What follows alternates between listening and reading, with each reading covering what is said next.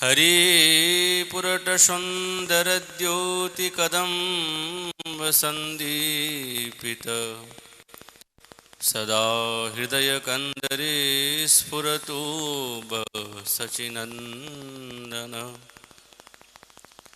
बर्हापीडाभिरामं मृगमदतिलकं कुण्डलाक्रान्तगण्डं कञ्जाक्षं कम्बुकण्ठं स्मितसुभगमुखं स्वाधरे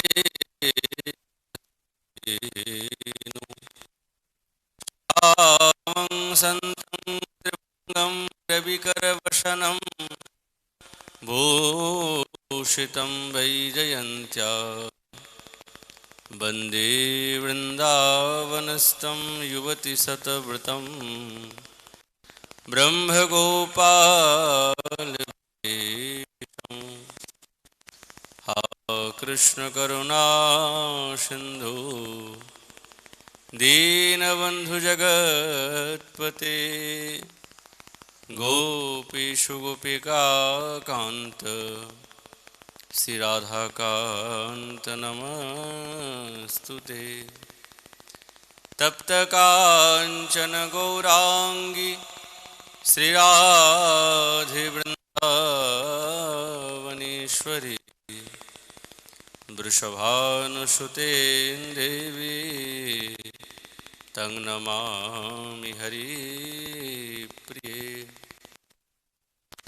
नारायणं नमस्कृतं नरं चैव नरोत्तमं देवीं सरस्वतीं व्यासो ततो जयमुदीरये तुलसीकाननं यत्र यत्र पद्मवनानि च पुराणपठनं यत्र तत्र सन्निहितः हरिः जय रूप सनातन भट्ट रघुनाथ श्रीजीव गोपाल भट्टदास रघुनाथ এই ছয় গোসাইয়ের করি চরণ বন্দন যা হইতে বিঘ্ন নাশবিষ্ঠ পুরন वंशाकल्पतरुभ्यश्च कृपा सिन्धुभैव च पतितानां पावनेभ्यो वैष्णवेभ्यो नमो नमः दुर्गमे पृथिवीन्धस्सस्खलपादगतिर्मुहुः स्वकृपाजष्टिदानेन सन्तसन्तवलम्बनम्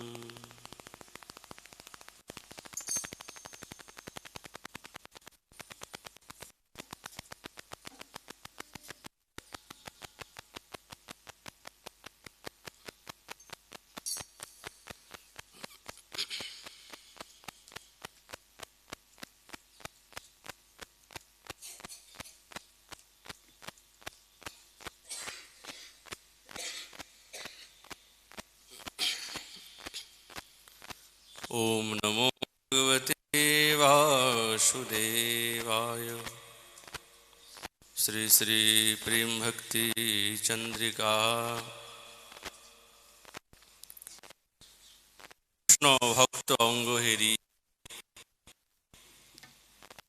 कृष्ण भक्त संग करी श्रद्धान्वित श्रवण कीर्तन अर्चन स्मरण ध्यान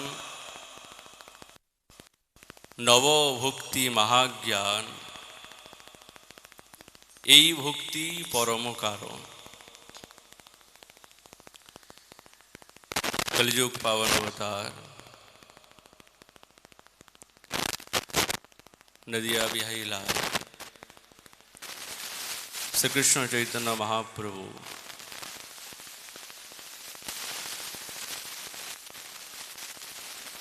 नित्यानंद प्रभुर अभिन्न अंग साक्षात प्रकाश नरोत्तम दास ठाकुर महाशय तार प्रेम भक्ति चंद्रिका ग्रंथे त्रिपदी छंदे সাধক জীবনে সাধকের কি কর্তব্য, এই বিষয়ে আলোচনা করতে গিয়ে বর্ণনা করছেন যে কৃষ্ণ ভক্ত অঙ্গ হেরি, কৃষ্ণ ভক্ত সঙ্গ করি, শ্রদ্ধান্বিত শ্রবণ কীর্তন।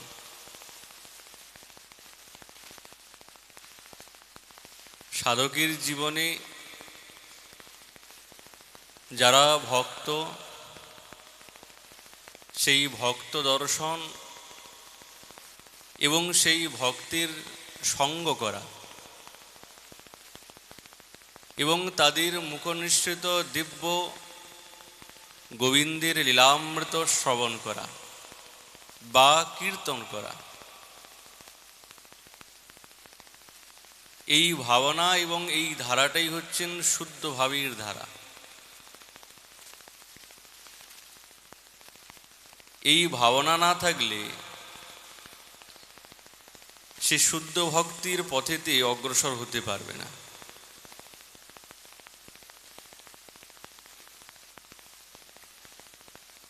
কেননা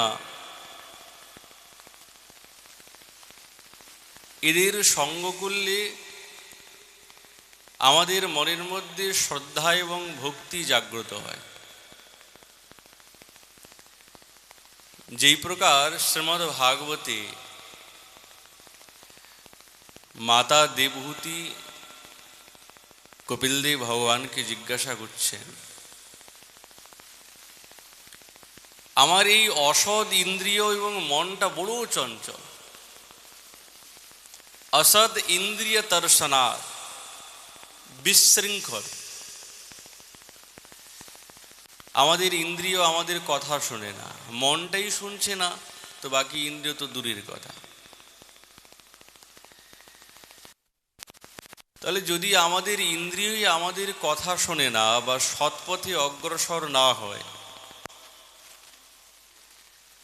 তাহলে কিভাবে গোবিন্দ সেবা এবং সেই গোবিন্দের ভজনে আমরা প্রবৃত্ত হব এবং আমাদের মনের একাগ্রতা কি করে সৃষ্টি হবে? এই মনের একাগ্র এবং ভজন পথে যাতে নিরবচ্ছিন্নভাবে অগ্রসর হতে পারি, সেই জন্য ঠাকুর মহাশয় বলছেন যে কৃষ্ণ ভক্ত অঙ্গ হেরি, কৃষ্ণ ভক্ত সঙ্গ করি, শ্রদ্ধান্বিত শ্রবণ কীর্তন।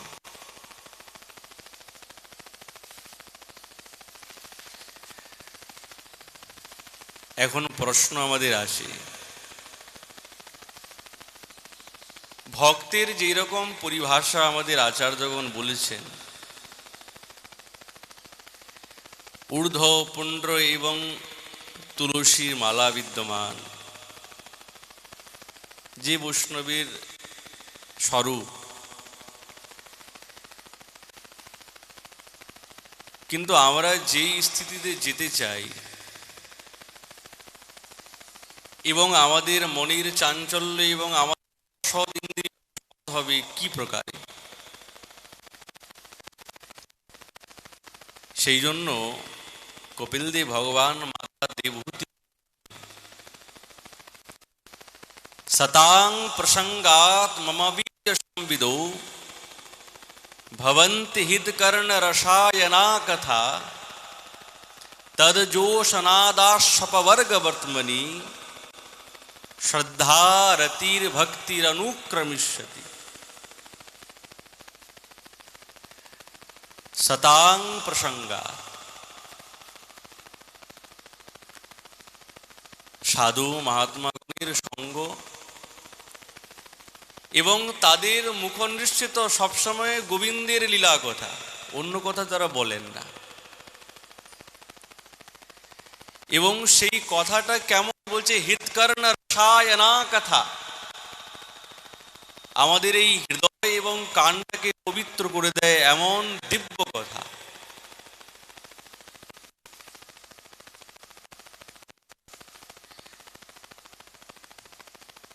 সঙ্গ করার জন্য বলেছেন, বৈষ্ণব দর্শনের জন্য বলেছেন, না হলে দর্শনে কোনো দোষ নেই, সাধুমাত্র দর্শন করা, সম্মান করা অবশ্যই কর্তব্য।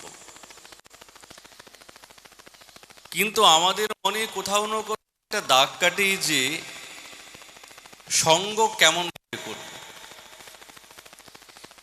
এবং কেমন সঙ্গ করলে আমাদের হৃদয়ের মধ্যে সেই প্রেম ভক্তির অঙ্কুর ফুটে উঠবে, কেমন সঙ্গ করব। সকলেই যে সমান, সকলেই তো সঙ্গ করলেই যে আমাদের হৃদয়ে সেই প্রেমের আভাস এবং প্রেমের উচ্ছ্বাস জাগ্রত হবে তা তো নয়। যদি সাধু সকলেই সমান হয় তাহলে আমাদের আচার্যগণ অধিকার নির্ণয় কেন করলেন? অধিকার নির্ণয় আছে তো, যে কনিষ্ঠ অধিকারী, মধ্যম অধিকারী, উত্তম অধিকারী। তার মানে কিছু না কিছু ভেদ আছে। আর এই ভাবনা নিয়ে যদি আমরা সঙ্গ করতে পারি, কি করে বুঝবো কেমন সতের সংস্পর্শে আমাদের হৃদয়ের এই অন্ধকার দূরীভূত হবে? কেমন সতে? এর জন্য শাস্ত্র প্রমাণ দিচ্ছেন। ময়ি নন্দেন ভাবেন ভক্তিং কুর্বন্তি ये দৃঢ়া মৎকৃতে ব্যক্ত কর্মাণস ত্যক্ত স্বজন বান্ধবা।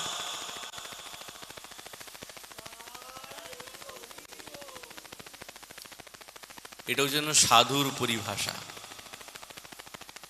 ময়ি অন্যেন ভাবেন অনন্যেন ভাবেন ভক্তিং কুর্বন্তি ये দৃঢ়াম।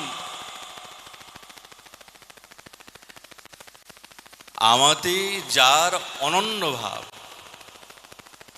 নাস্তি অন্য ভাব, গোবিন্দ ছাড়া যারা আর কিছু জানেন না, আর কিছু বুঝেনি না, কেবল যুগরসের উপাসনা ছাড়া অন্য কোনো বিষয়ের চিন্তন তাদের হৃদয়ে কোথাও জাগে না। ওই জন্য শ্রীমদ্ ভাগবতামৃতের বলছেন, ময়ি অনন্যেন ভাবেন ভক্তিং কুর্বন্তি ये সাধবা দৃঢ়া দৃঢ়া ভক্তি। আমাতে যার অনন্য ভাবের দ্বারায় দৃঢ়া ভক্তি আছে, একবারে প্রকাণ্ড, নড়বে না, কিছুতেই নড়বে না। যতই বিপদ আপদ মানসিক শারীরিক যত প্রকারেই আসুক না কেন, কিন্তু সাধুকে কিছুতেই নড়ানো যাচ্ছে না। আর কি বলছেন? মৎকৃতে ব্যক্ত কর্মাণ ত্যক্ত কর্মাণ স্বজন বান্ধবা। আমার জন্য যারা নিজের সবকিছু কর্ম এবং আত্মীয় স্বজন সবকে ত্যাগ করে দিয়েছে, কিছু নাই, কোনো সুতো বাধা নাই, তে এতে সাধবা সাধ্বী সর্বসঙ্গ বিবর্জিতা সঙ্গস্তে অস্থ তে প্রার্থ্যা সঙ্গ দোষ হরাহিতে। তে এতে সাধব বলছেন এমন সাধুজনের, হে সাধ্বী, কপিল দেব ভগবান বলছেন, মা ইনারা হচ্ছেন সর্বসঙ্গ বিবর্জিতা। বাস্তবিক কোনো সঙ্গ নাই, কেবলমাত্র ভক্ত সঙ্গ। যেরকম ঠাকুর মহাশয় বলছেন না, রামচন্দ্র সঙ্গ মাগে নরোত্তম দাস, সজাতীয় সঙ্গ, বিজাতীয় সঙ্গ যারা একবারে বিবর্জিত করেছেন। বলছে এমন সাধু মহাত্মাগণের যদি সঙ্গ আমরা পেয়ে যাই, ইনারাই হচ্ছেন যথার্থ কৃষ্ণ ভক্ত। অঙ্গ হেরি এমন কৃষ্ণ ভক্তির অঙ্গ দর্শন করতে হয় এবং এমন কৃষ্ণ ভক্তির সঙ্গ করতে হয়, তবে হবে কি সঙ্গ দোষ হরাহিতে। এদের সঙ্গেতে আমাদের সমস্ত এই জগতের দৈহিক মানসিক যে সমস্ত প্রাপঞ্চিক দোষ আছে, অন্ধকার আছে মহারাজ, কোথায় তলিয়ে যাবে, কোথায় হারিয়ে যাবে, মনটা শুদ্ধ হবে। আর সেই মন শুদ্ধের দ্বারায় রাধা গোবিন্দের দিব্য চিন্তনে মহারাজ নিযুক্ত হয়ে যাবে। মনের তো একটাই বৃত্তি, কত সে তাকে আমরা সৎ পথে লাগাই, না হলে অসৎ পথে লাগাই। দুটাকে নিয়ে তো চলতে পারে না, একটাই তো মন, অনেক তো না।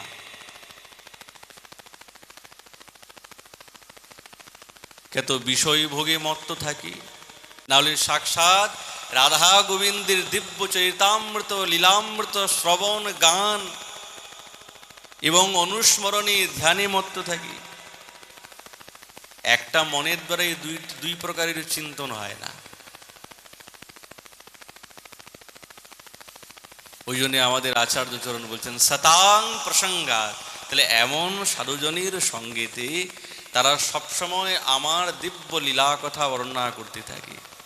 তিতিক্ষব কারুণিক সুহৃদ সর্বদেহী নাম বিমন্নব,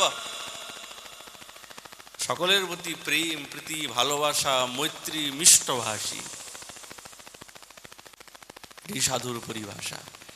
এমন সাধু মহাত্মার সঙ্গেতেই আমাদের এই হৃদয়ের মধ্যে ভক্তি অবশ্যই অঙ্কুরিত হবে, হবেই নিশ্চিত। अजात शत्रव शांता साधव साधुभूषणा। ওই জন্য আমাদের আচার্যগণ বলছেন তশ্রবণেন হি তস্যাং রুচি জায়তে। সাধুগণের কৃপাতে আমাদের ভক্তিতে রুচি জাগে। বিষয়টা যে জানলাম না, রুচি কি করে জাগবে? এই বিষয়টা জানাবেন আমাদের সাধু মহাত্মাগণ, গুরুদেব, তবেই তার প্রতি রুচিটা জাগবে যে বস্তুটা কি। ওনারা যখন নিত্য নিরন্তর গৌর গোবিন্দের লীলা কথা বর্ণনা করবেন, আমাদের এই কর্ণপুটি চষকের দ্বারায় দিব্য যখন পান করব, তখনই আমাদের রুচি জাগবে। এত সুন্দর যদি কথা হতে পারে, তাহলে আস্বাদনে কি হবে? যদি বর্ণনা এত সুন্দর হতে পারে, তাহলে সেটাকে আস্বাদন করলে কত না কত আনন্দ অনুভূতি হবে। কেউ রসগোল্লার কথা বলছে, এত সুন্দর বলছে, এত সুন্দর বলছে, যেন মনে হচ্ছে যে তার মতন আর কোনো সুন্দর নাই। যখন শুনলাম তার ব্যাখ্যা, এই রসগোল্লা ইত্যাদি, তো সেটা আস্বাদন করতেও আমাদের ইচ্ছা জাগে। সেরকম গৌর গোবিন্দের লীলা কথা। ওই জন্য বলছেন বীর্য সমৃদ্ধ ভবন্তি হিতকর্ণ রসায়না কথা। হৃদয় এবং কানটাকে রসায়িত করে দেয়। রসের কথা শুনলেই তো রসায়িত হবে। ওই জন্যেই এই অন্য তীর্থে ভ্রমণ না করে এই বৃন্দাবন সর্বোৎকৃষ্ট স্থানে ভ্রমণ করতে করতে শুদ্ধ দিব্য সাধু মহাত্মাদের নিকটে তাদের দর্শন করা এবং তাদের নিকটে বসে তাদের মুখনিঃসৃত দিব্য কথা শোনা, বাস করা, দেখবেন হবে, অবশ্যই হবে।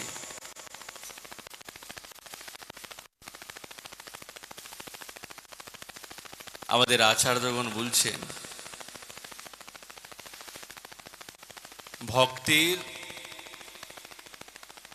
চরম প্রাপ্তি হচ্ছেন সাধু সঙ্গ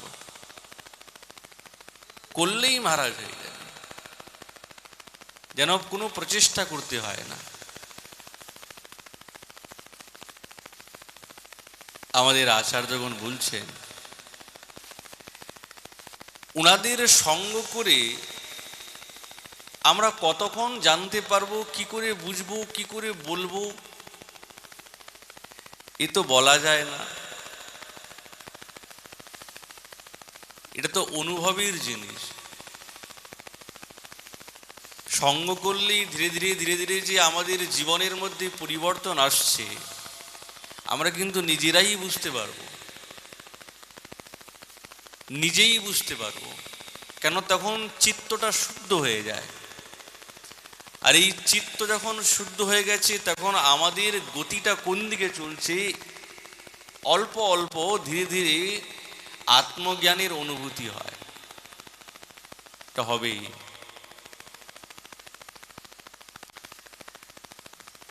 ওই জন্য বলছেন, কৃষ্ণ ভক্ত অঙ্গ হেরি, কৃষ্ণ ভক্ত সঙ্গ করি, শ্রদ্ধান্বিত শ্রবণ কীর্তন। এত সুন্দরভাবে ত্রিপদী ছন্দতে বলছেন, अपि चेर सदुचार भजतेम अनन्य भाग।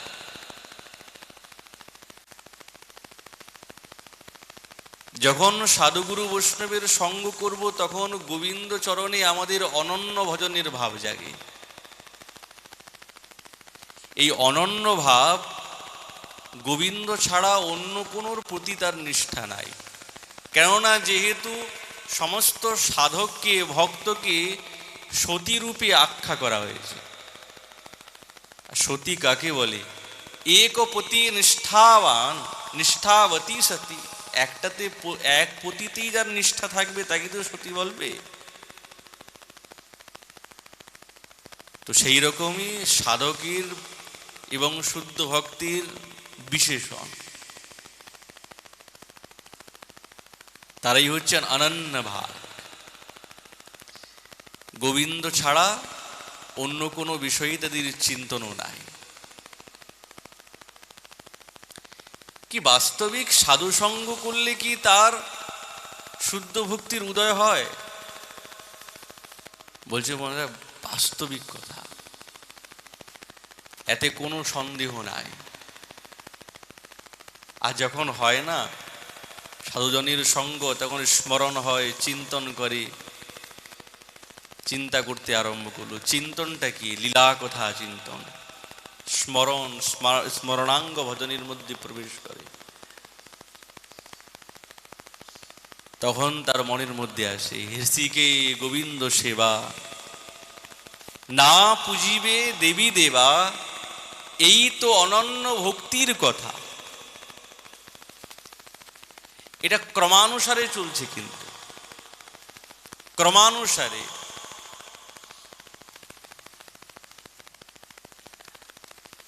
সাধু সঙ্গের দ্বারাই তার মনের মধ্যে দুষ্প্রবৃত্তিগুলো নষ্ট হয়ে গেল, তখন শুদ্ধ ভক্তির উদয় হয়। ভক্তির কোনো জাতিগত কোনো ভেদ নেই। যখন ভগবানেরই কোনো জাতি নেই, যার আমরা চিন্তন স্মরণ ভজন করছি তার কোনো জাতি নাই, তাহলে ভক্তির কি করে জাতি বিচার থাকতে পারে? কোনো জাতি নাই। কেবলমাত্র সঙ্গটাই প্রয়োজনীয়। সঙ্গ করতে করতে করতে করতে এক না একদিন আমাদের এই মনটা শুদ্ধ হবেই। কত প্রমাণ আছে। ঠাকুর মহাশয় বলেছেন তো, প্রত্যেকটি শব্দের মধ্যে খুব ক্ষমতা।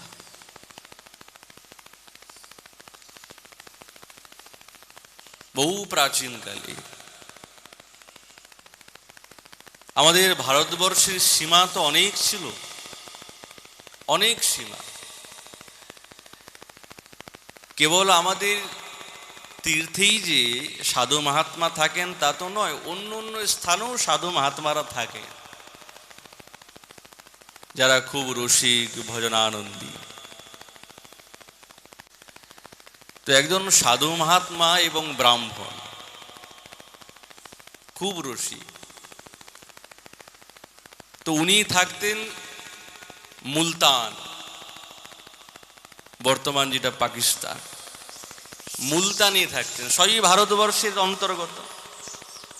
খুব বৈরাগী, ভিক্ষা করে ভোজন করতেন, একলাই থাকতেন।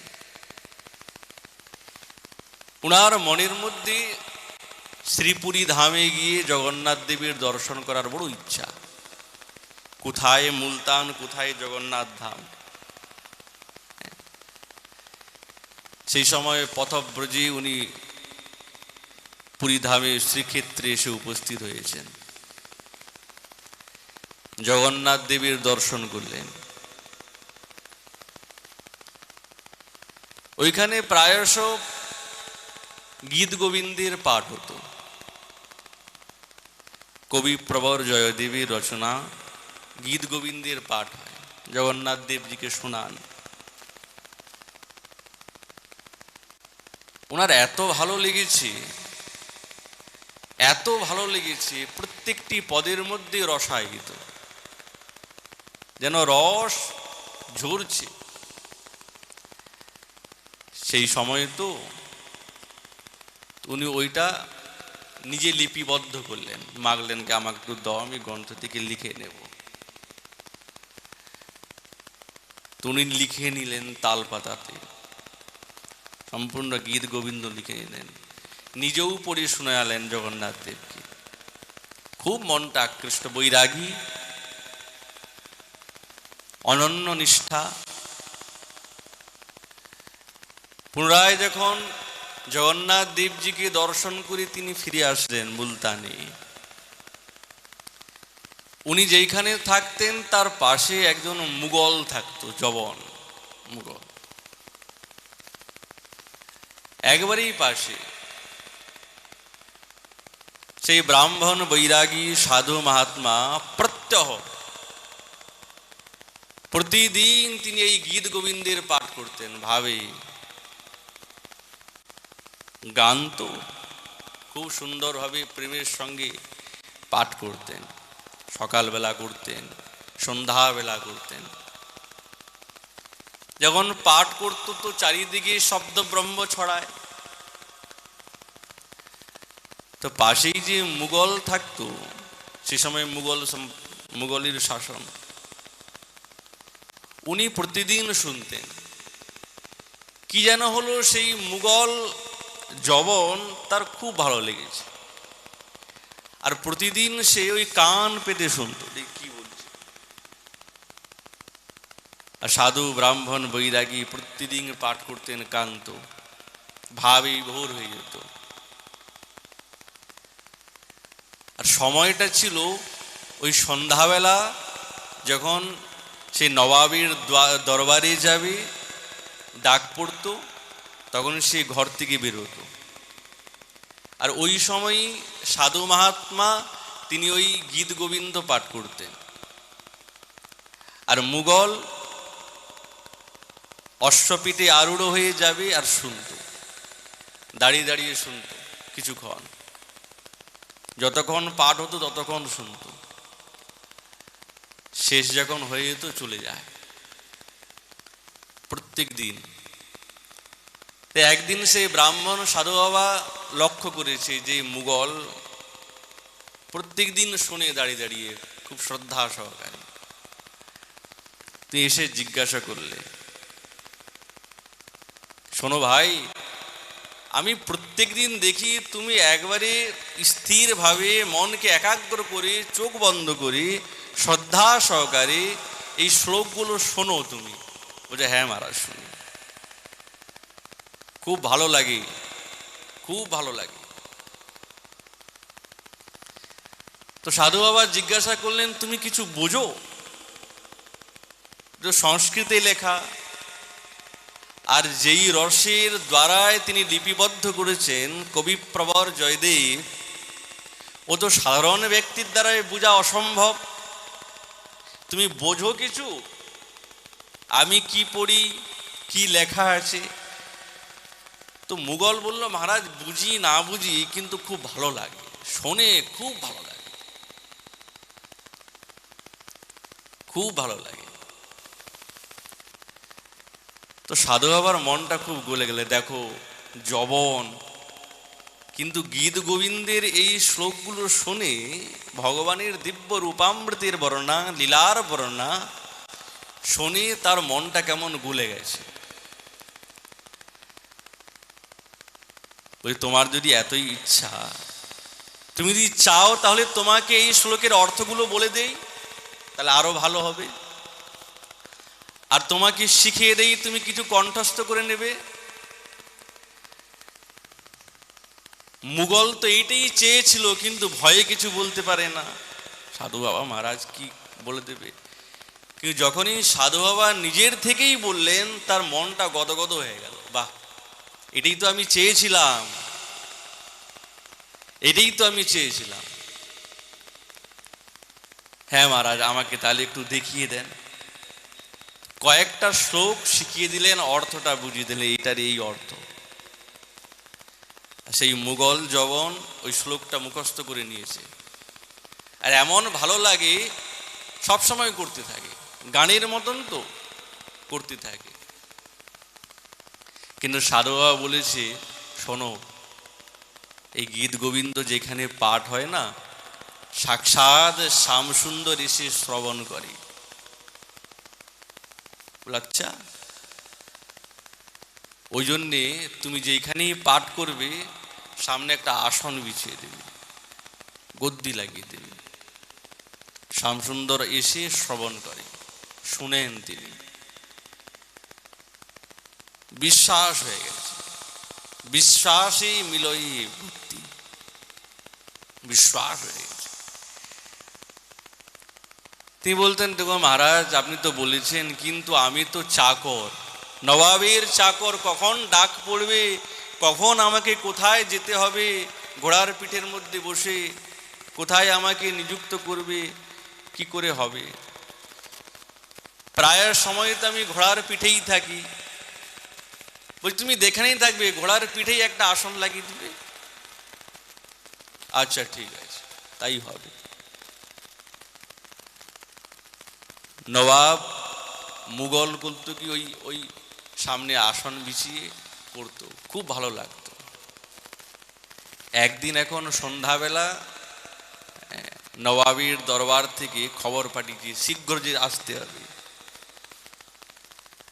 তাড়াতাড়ি তো, খুব তাড়াতাড়ি, একেবারে দৌড়াদৌড়ি করে ঘোড়ার পিঠের মধ্যে বসে চলতে আরম্ভ করেছেন। কিন্তু অভ্যাস হয়ে গেছে তো, ওই প্রত্যেক দিন সবসময় এই গীত গোবিন্দের পাঠ করে, অভ্যাস হয়ে গেছে। ওই ঘোড়ার পিঠের মধ্যেই বসে বসে ওই গীত গোবিন্দ পাঠ করতে আরম্ভ করেছে, গান করতে আরম্ভ করেছে। সাধু বাবা বলেছেন, শ্যামসুন্দর যেখানে গীত গোবিন্দ পাঠ হয়, বা ভগবানের যেখানে লীলা কথা হয়, কেবল গীত গোবিন্দ বলেই কথা নয়, সেখানেই গোবিন্দ আসেন। ও দেখছে নুপুরের ধ্বনি রুনুঝুনু করে বাজছে, তো অশ্বপিঠে বসে চোখ বন্ধ করে যখন কোনো রসের ভাবের কথা এবং বর্ণনা হয় না, কি জানি আপনি এই চোখ বন্ধই হয়ে যায়। কেন বলুন তো? তার কাছে এই জগতের দৃশ্যটা ভালো লাগে না। লীলা কথার দ্বারাই তার মনটা তখন সাক্ষাৎ আহা গোবিন্দের দিব্য রসেতে প্রবেশ করে। তো ওই রস প্রবেশ করলেই জাগতিক রসে তো অভিনিবেশ থাকে না, দেখতেও চায় না। তো মুঘল জবন চোখ বন্ধ করে গান করছে, ঘোড়া ধীরে ধীরে মন্দ মন্দ গতিতে যাচ্ছে, গীত গোবিন্দ পাঠ করছে, নুপুরের ধ্বনি বাজছে। হট করে চোখ খুললো, কি ব্যাপার, কি আশ্চর্য ব্যাপার, যে সাক্ষাৎ শ্যামসুন্দর সামনে এই দিকে মুখ করে উল্টো উল্টো যাচ্ছেন, এই জবনের দিকে মুখ করে। ইনি তো ঘোড়ার পিঠে বসেছেন। কিন্তু সেই দিন হয়েছে কি, হঠাৎ তিনি আসন লাগাতে ভুলে গেছেন। ঘোড়ার পিঠেই আসন লাগিয়ে দেন, কিন্তু ভুলে গেছে আসন লাগাতে। তো আসন যখন লাগান নাই, তখন গোবিন্দ শ্যামসুন্দর বসবে কোথায়? ওই হাঁটতেই আরম্ভ করেছে, এই দিকে মুখ করে, মুঘলের দিকে মুখ করে, পিছন দিকে, আর চরণের রূপুন রুনুঝুনু করে বাজছে, উল্টো দিকে যাচ্ছে। বলছে, আরে তুমি আজকে আমাকে আসন দিলে না, আর কি ঘোড়ার পিঠে বসতে পারে? ওইখান থেকে লাফ দিয়ে পড়েছে ভগবানের গোবিন্দের চরণে। আজ আমার বুঝি সর্বসিদ্ধি প্রাপ্তি হয়ে গেল, আমার বুঝি কোনো জন্ম জন্মান্তরের অপরাধ পাপ, তাই জন্য আমার এই কুলে জন্ম হয়েছে। আমি তোমার সেবা থেকে বঞ্চিত হয়ে গেলাম, বিঘাত ঘটে গেল। গোবিন্দ দর্শন হয়ে গেছে, ভাবে কোনো জাতির তো বিচার নাই। এই বলার তারতম্যটা কি? আমাদের আচার্যগণ বলছেন না, কৃষ্ণ ভক্ত অঙ্গ হেরি, কৃষ্ণ ভক্ত সঙ্গ করি, শ্রদ্ধান্বিত শ্রবণ কীর্তন। আজ দেখুন একজন যবন, সে সাক্ষাৎ গোবিন্দের ভক্তের শ্রীঅঙ্গ দর্শন করেছেন এবং তার সঙ্গ করেছে। আর দর্শন এবং সঙ্গের প্রভাবে তার কাছে থেকে শ্রদ্ধাপূর্বক শ্রবণ করেছেন এবং সঙ্গে সঙ্গে কীর্তন করতে আরম্ভ করলেন পরবর্তী সময়। আর দেখুন সেই কীর্তনের প্রভাবে কি হলো, গোবিন্দের দর্শন পেয়ে গেলেন। তাহলে কত সহজ পথ, অনেক সহজ পথ, প্রত্যহ পাঠ করি, জানি, কিন্তু আচরণেতে নিয়ে আসতে পারছি না কিছুতেই। যেই দিনে আমাদের জীবনে এটাকে সাধন জীবনে আচরণেতে নিয়ে আসতে পারবো, তো ভগবত সাক্ষাৎকার করা বেশি দূর না, বেশি দূর নয়। ভগবানের কাছে যাওয়ার দরকার নেই, সাক্ষাৎ ভগবান সেই ভক্তি সূত্রের দ্বারাই আবদ্ধ হয়ে এসে উপস্থিত হবে। আমরা ভগবানের কাছে দৌড়ালে হবে কি? ভগবানকে তো পাবো না, গোবিন্দকে পাওয়া যাবে না। এই জীবনের মধ্যে দিব্য বিরহের আগুন জ্বালাতে হবে, দিব্য বিরহের আগুন। সেই বিরহের আগুনটাই হচ্ছেন কি? তাকে সাক্ষাৎকার করার আকাঙ্ক্ষা রূপী আগুন। যেদিন জ্বলে যাবে না, গোবিন্দ দৌড়ে দৌড়ে আসবেন। ওই জন্যই বলছেন, সতাং প্রসঙ্গাত মমাবীর্য সম্বিদো। এমন সাধু সঙ্গ করতে হবে যে সাধু সঙ্গ মাত্রেই আমাদের হৃদয়ের সমস্ত অন্ধকার এবং সাক্ষাৎ কৃষ্ণ প্রাপ্তি করাতে পারে, তাই না?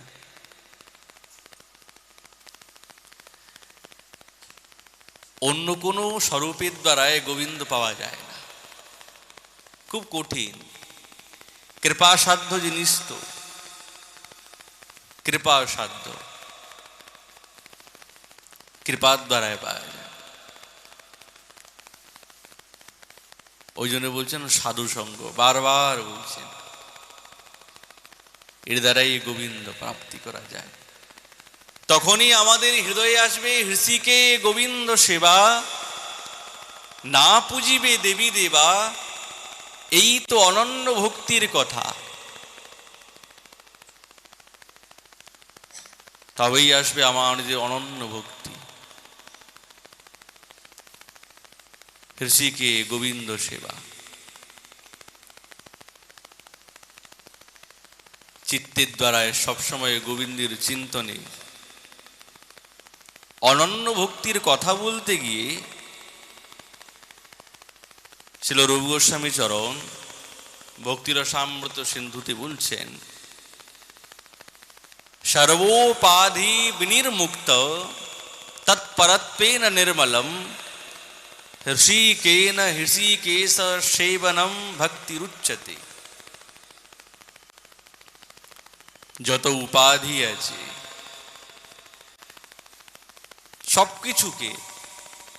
সবকিছুকে ত্যাগ করে কেবলমাত্র গোবিন্দের প্রীতির নিমিত্তেই আমাদের সবকিছু করণীয়, সবকিছু। যেটাই নির্মল গোবিন্দের জন্য, সেই ইন্দ্রিয়ের দ্বারা সাক্ষাৎ ঋষিকেশ গোবিন্দের প্রতি চিন্তন ভাবন এবং তার প্রতি আত্মনিবেদন করা, এটি হচ্ছেন কি, এরই নাম হচ্ছেন অনন্য ভক্তি। গোবিন্দ শব্দের অনেক অর্থ আছে। গো শব্দের অর্থ হচ্ছে ইন্দ্রিয়। এই ইন্দ্রিয়ের যিনি হচ্ছেন ইন্দ্র, তিনি হচ্ছেন গোবিন্দ। আমাদের একাদশ ইন্দ্রিয় আছেন, তাই এই একাদশ ইন্দ্রিয় থাকলে হবে কি, বলছেন একাদশ ইন্দ্রিয়ের দ্বারাই গোবিন্দ সেবা করতে হবে। একাদশ জ্ঞানেন্দ্রিয়। আর মহারাজ, আচ্ছা, আমাদের এই যে সমস্ত ইন্দ্রিয় আছে, এই ইন্দ্রিয়কে পরিচালনা করছে কে? আমাদের মন করছে। এই মনটা পরিচালনা করছে। যেরকম চক্ষু, কর্ণ, নাসিকা, জিহ্বা, ত্বক, এই পাঁচটা হচ্ছেন জ্ঞানেন্দ্রিয়। বাক, পানি, পায়ু, উপস্থ, এগুলো হচ্ছে সব কর্মেন্দ্রিয়। এবং মনকে নিয়ে এই একাদশ ইন্দ্রিয়। একাদশ ইন্দ্রিয়ের দ্বারাই গোবিন্দ সেবা করা যায়? যে হ্যাঁ, কেন করা যায় না? করা যায়। নেত্রের দ্বারায় সাক্ষাৎ গোবিন্দের দিব্য মাধুর্যামৃত দর্শন করা, এটাও তো সেবা। দর্শন যদি না করি তাহলে চোখের দরকার কি? কেবলমাত্র বারাহাইতে, যেরকম ময়ূর পাখাতে চোখের মতন আকৃতি থাকে কি না, কিন্তু সেই ময়ূর পাখার আকৃতিতে কি চোখের কাজ করে? ও কি দেখতে পায়? দেখতে তো পায় না। তার মধ্যে কি গোলকবত্ব আছে? নাই তো। দর্শনের শক্তি আছে? নাই। যেই নেত্রের দ্বারাই গোবিন্দের দিব্য মাধুর্যামৃত দর্শন না হয়, সেটা কেমন বলছেন? বরহায়িত। বরহায়িতে তে নয়নে নরানাম লিঙ্গানি বিষ্ণু ন নিরীক্ষতোতি। গোবিন্দের রূপামৃত দর্শন না করলে সেই নেত্রটা বৃথা। আবার এই দর্শন করতে করতে করতে করতে ধীরে ধীরে ধীরে ধীরে ভাবের দর্শন হবে। এক দর্শন হচ্ছে, দর্শন করলাম, নিয়ম করছি, দর্শন করতে হবে। কিন্তু আরেক দর্শন হচ্ছেন ভাবের দর্শন, প্রেমের দর্শন। যেই প্রেমের দর্শন ব্রজবালাগণ করেছেন, তাদের দর্শনটা কেমন? বলছে প্রেমের দর্শন। দর্শন করলে পিপাসা মেটে না, বাড়ে নিরন্তর। দর্শন করেছেন, দেখেছেন, তাহলে হয়ে গেছে কাজ, দেখা তো হয়ে গেল, আর কি প্রয়োজন? বলছে না না, যখন দেখেছি আরো দেখতে চাই। যতবার দেখি ততবার নতুন ভাবে দেখি। যতবার গোবিন্দকে দেখেন ততবার নতুন ভাবে দেখে। আরে এই তো আপনি দেখেছেন। বলছে আগে যা দেখেছিলাম এখন অন্যরকম দেখছি, আর ইতিপূর্বে যা দেখব তাও অন্যরকম দেখব। নিত্য নব নবায়মান, নতুন নতুন হয়ে তুলছেন। এটাই তো গোবিন্দের রূপের মধুরিমা। এ তো সাধারণ নয়, নতুন করে তুলেন। স্মেরাং ভঙ্গিত্রয় পরিচিতাম সাচ বিস্তীর্ণ দৃষ্টিম বংশী ন্যস্তধর কিশলয়া মুজ্জ্বলাম চন্দ্রকেন গোবিন্দাক্ষম হরি তনুমিত কেশী তীর্থোপকণ্ঠে মা প্রেক্ষিষ্ঠা। দেখবে না, খবরদার। যদি সখে বন্ধু সঙ্গে স্থিরঙ্গ।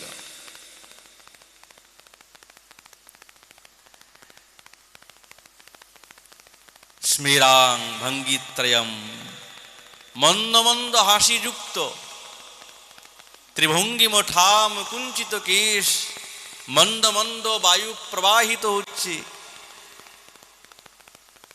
তার দ্বারায় গোবিন্দের কুঞ্চিত কেশ দুদুল্যমান হচ্ছে।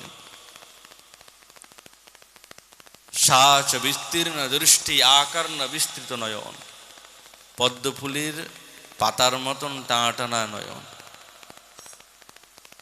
যার শ্রীহস্তে করকমলে বংশী ন্যস্তধর, অধরে বংশী ন্যস্ত, কিশলয়া উজ্জ্বলাম চন্দ্রকে, কি দিব্যতার উজ্জ্বলতা। সেই যে গোবিন্দাক্ষম হরিতনুমিতম কেশী তীর্থোপকণ্ঠে, সেই বৃন্দাবনের কেশী তীর্থের উপকণ্ঠে নিকটে অবশ্যই কোনো না কোনো কুঞ্জে বা কোনো না কোনো কদম্বের তরুতলে দাঁড়িয়ে আছেন, খবরদার দেখবে না। সে কি কথা? গোস্বামীচরণ মানা করছেন কেন? বলছেন মানা করছে না, হিসিকে গোবিন্দ সেবা তো যেই গোবিন্দের কথা তিনি বলতে চাচ্ছেন সেই গোবিন্দ এইরকম, এমন তিনি। দেখবো না কেন? বলছে অবশ্যই দেখবে, অবশ্যই দেখবে, না দেখলে তো জীবনটাই বৃথা। এই ইন্দ্রিয়ের দ্বারাই গোবিন্দ সেবন। রূপগোস্বামীপাদ কি মানা করছেন? বলছে না না, অবশ্য দেখবে। মা প্রেক্ষিষ্ঠা স্তব यदि সখে বন্ধু সঙ্গে স্থিরঙ্গ। বৃন্দাবনে এসে যদি গোবিন্দ দর্শনই না হলো তাহলে কি হবে? বরহায়িত নেত্রম, এই নয়নটা বৃথা হয়ে যাবে। ওই জন্য শ্রীরূপচরণ বলছেন না না, আমাদের এই ইন্দ্রিয়ের দ্বারা গোবিন্দের সেবা করাটাই আমাদের যথার্থ সার। এটাই সার মহারাজ। আমাদের এই কর্ণের দ্বারায় সাক্ষাৎ গোবিন্দের দিব্য লীলামৃত শ্রবণ করব, অন্য কথা শ্রবণ করতে চাই না। তবেই আমাদের এই কর্ণটা পবিত্র হবে। মহাপুরুষ শিক্ষাতে বলেছেন না, অন্য এই গ্রাম্য কথা শুনবে না। গ্রাম্য কথা, ভগবত কথা ব্যতিরিক্ত সমস্ত কথা হচ্ছে গ্রাম্য কথা। ভগবানের কথা, ভক্তির কথা ছাড়া যা যাবতীয় কথা আছে সব গ্রাম্য কথা। ওই কথার দ্বারা আমাদের কোনো কাজ হবে না, বরঞ্চ আমাদের মনের চঞ্চলতা সৃষ্টি হবে।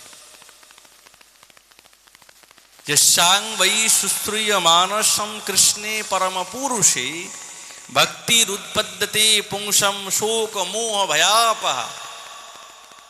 যেই কথা শ্রবণ করা মাত্রেই আমাদের জীবনে, অন্তরে, হৃদয়ে শোক ভয় সব দূর হয়ে যায়।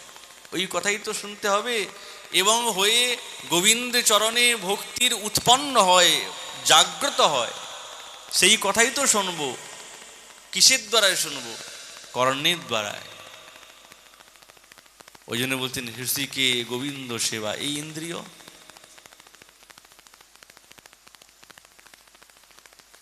আর যখনই আমাদের শ্রবণের ইচ্ছা জাগবে, সদ্য হেদ্যবরুদ্ধতে শুশ্রূবি তৎক্ষণাৎ, যখনই আমাদের গোবিন্দের দিব্য লীলা কথা শ্রবণের ইচ্ছা জাগবে না, আমাদের এই হৃদয়ের মধ্যে গোবিন্দ অবরোধ হয়ে যাবেন। হবেনি? ওই জন্যে গোবিন্দকে বশীভূত করার একমাত্রই উপায় নাকি না ভক্তি। এই ভক্তির দ্বারাই গোবিন্দকে বশীভূত করা যেতে পারে। গোবিন্দ কথা শ্রবণে যদি আমাদের না হয়, তাহলে আমাদের এই কর্ণ বিবরটা কেমন? সুখদেব মহারাজ পরীক্ষিতকে বলছেন, মহারাজ পরীক্ষিত, যেই কর্ণের মধ্যে গোবিন্দের কথা প্রবেশ হয় না, না সেটা কেমন? বলছেন ইঁদুরের গর্তের মতন। বিলে বতরু ক্রম ক্রমান জেন সিন্মত কর্ণপুটেন রস্য। এই কর্ণপুটে, কর্ণরূপী গর্তেতে গোবিন্দের কথারূপ যদি না প্রবেশ করে, সেই রস যদি প্রবেশ না করে, সেই কানটা কেমন? বেলে বতরু, বিলের মতন। ওই জন্য আমাদের আচার্যগণ বলছেন জিহ্বার দ্বারায় গোবিন্দের দিব্য নৈবেদ্যের আস্বাদন করা, অধরামৃত আস্বাদন করা এই জিহ্বার দ্বারায়, এটা হচ্ছে সেবা। গোবিন্দের অধরামৃত আস্বাদন করলে কি আনন্দ! গোবিন্দ ব্যতীত অন্য বিষয়ে এই কোনো প্রকারের স্পৃহা থাকে না এইগুলো করলে। শ্রীমদ্ ভাগবতের মধ্যে বলছেন না, কি সুন্দর গোপীগণ বলছেন, তারা সমস্ত ইন্দ্রিয়ের দ্বারাই গোবিন্দ সেবা করেছেন, সমস্ত ইন্দ্রিয়ের দ্বারা। সুরত বর্ধনম শোকনাশনম স্বরিত বেনুনা সুষ্ঠু চুম্বিতম ইতর রাগ বিস্মারণং নিড়াম বিতর বীর নস্তে অধরামৃতম। দেখুন কেমন ভাবে সাক্ষাৎ অধরামৃতির প্রার্থনা করছেন।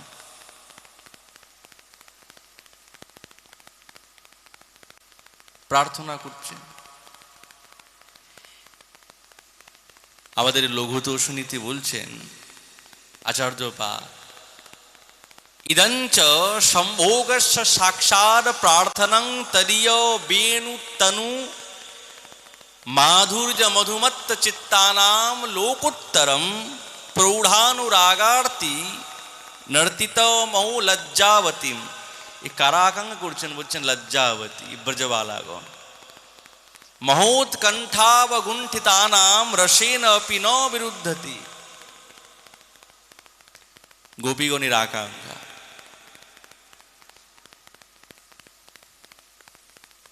ব্রজবালাগণ গোবিন্দের সঙ্গে সাক্ষাৎকারের প্রার্থনা করছেন, তার সেই দিব্য এই অঙ্গের মাধুর্যে, সেই মধুতে প্রমত্ত হয়ে তাদের চিত্তটা বিপুলিত হয়েছে, তৃষ্ণাময়ী। এনারা কেমন? বলছেন তৃষ্ণাময়ী শ্রীকে ইন্দ্রিয়ের দ্বারা সেবা করছেন। এনারা কেমন? বলছে প্রৌঢ় অনুরাগবতী। এটা কোনো রসের বিরোধ না, বরঞ্চ রসের পরিপুষ্টকারী পোষক। তাহলে গোবিন্দের সেই অধরামৃতির কি দিব্য মহিমা,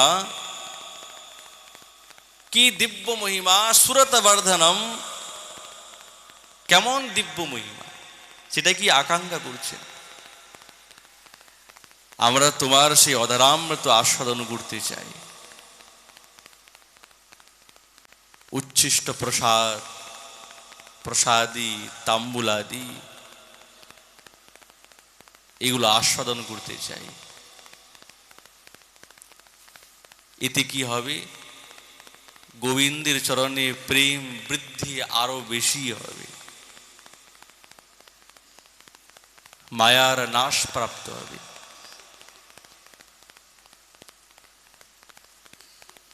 না হলে হবে না। ওই জন্য বলছেন হৃষিকে গোবিন্দ সেবা না পুজিবে দেবী দেবা। এই তো অনন্য ভক্তির কথা। একেই অনন্য ভক্তি। গোবিন্দ সেবা ছাড়া আমাদের মনের মধ্যে অন্য কোনো বিষয়ের চিন্তনই থাকবে না।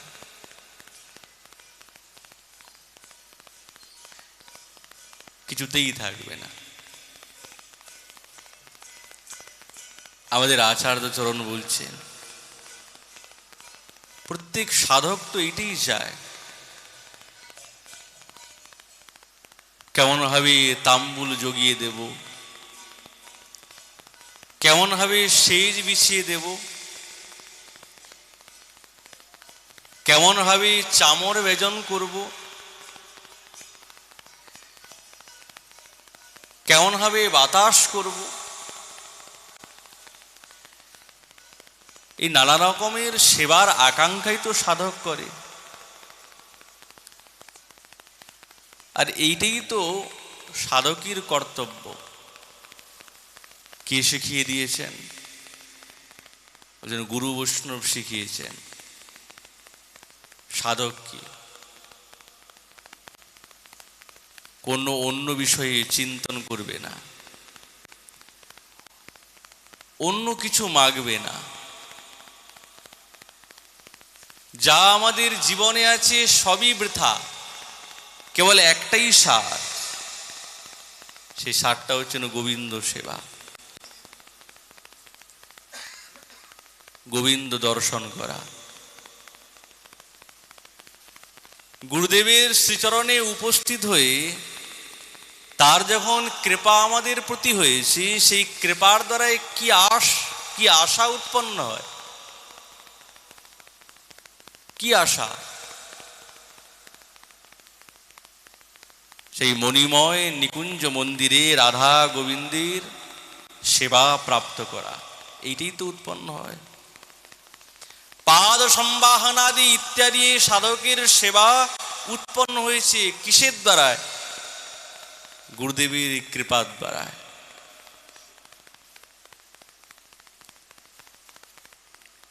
প্রেম সেবার অধিকারী হওয়া, আর প্রেম সেবার অধিকারী হওয়াটাই হচ্ছেন সাধকের সম্পূর্ণ আশা, আর পূর্ণ হয়।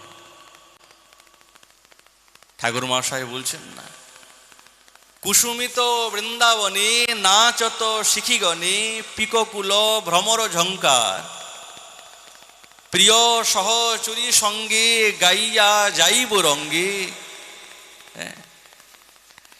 মনোহর নিকুঞ্জ কুটিরে। হরি হরি মনোরথ ফলিবে কি আমার?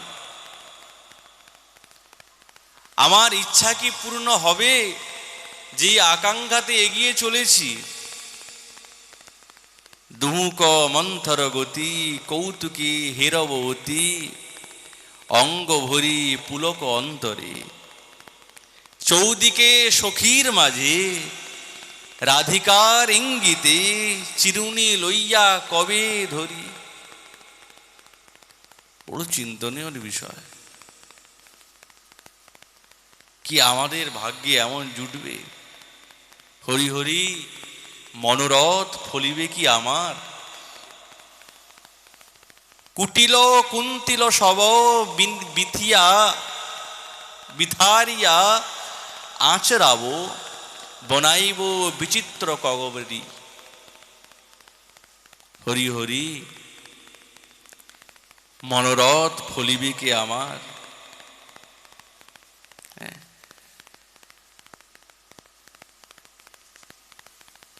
এই তো সাধকের আকাঙ্ক্ষা।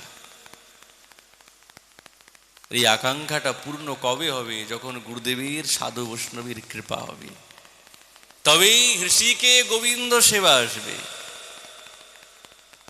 মৃগমদ মলয়জ সব অঙ্গে লেপব, পরাইব মনোহর হার। হরি হরি মনোরথ ফলিবে কি আমার?